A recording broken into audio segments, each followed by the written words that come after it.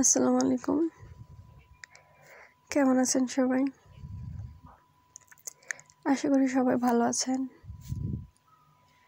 আলহামদুলিল্লাহ, আমি আল্লাহর রহমতে ভালো আছি। তো এটা আমার নতুন একটা চ্যানেল, অবশ্যই আপনারা আমার চ্যানেলটা সাবস্ক্রাইব করবেন, যাতে আমার নতুন নতুন ভিডিওগুলো আপনারা দেখতে পারেন। আর কমেন্ট করে জানাবেন ভিডিওগুলো আপনাদের কাছে কেমন লাগে। আপনাদের লাইক কমেন্টগুলো দেখলে ভিডিও করতে আরও বেশি উৎসাহ লাগবে। তো আজ রুটি বানাচ্ছিলাম, ভাবলাম এটা আপনাদের সাথে শেয়ার করি। আমি আগে রুটি বানাতে পারতাম না, এখন শিখে গেছি।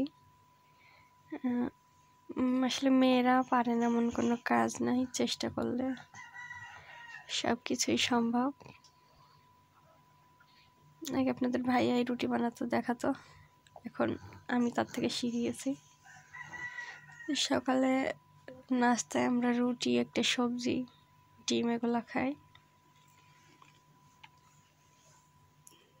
তো অনেক সময় থাকে, হাতে কম থাকে দেখে আমি রুটিগুলো ফ্রিজে আগে থেকে বানিয়ে রাখি। তো আজ ওটাই করছিলাম, রুটিগুলো আগে বানিয়ে ফ্রিজে রেখে দেবো, সকালে ওটা শুধু ছেঁকে দেবো। তো দেখেন আমার রুটিগুলো কত সুন্দর গোল হচ্ছে।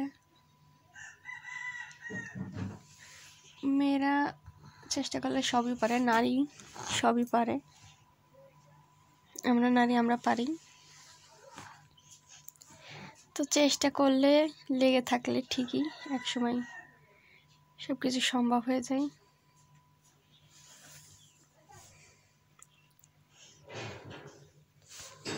তো রুটিগুলো ছেঁকে নিচ্ছিলাম।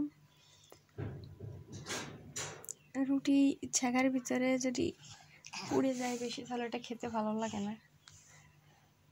আর রুটিগুলো যদি ফোলে, তাহলে রুটিগুলো খেতে আরও বেশি ভালো লাগে। একটা রুটি আমি এপিট ওপিট করে 3বার উল্টে ছেঁকে নিই। রুটিটা দেখতেও যেরকম কালারফুল হয়, আর রুটিটা সুন্দর করে ফুলে যায়। আর রুটিটা যদি চেপে করা হয়, ঘুরিয়ে ঘুরিয়ে ছেঁকা হয়, তাহলে রুটিটা এক জায়গা পুড়েও না, তারপর আপনার রুটিটা ফোলেও। তো দেখেন, এবার রুটিটা আস্তে আস্তে করে ফুলে যাবে এরকম চেপে চেপে দেওয়ার কারণে। রুটিগুলো খেতেও ভালো লাগে বেশ।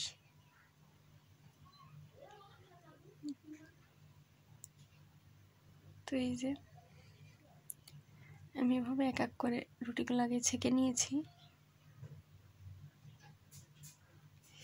তো সবাই ভালো থাকবেন, আল্লাহ হাফেজ।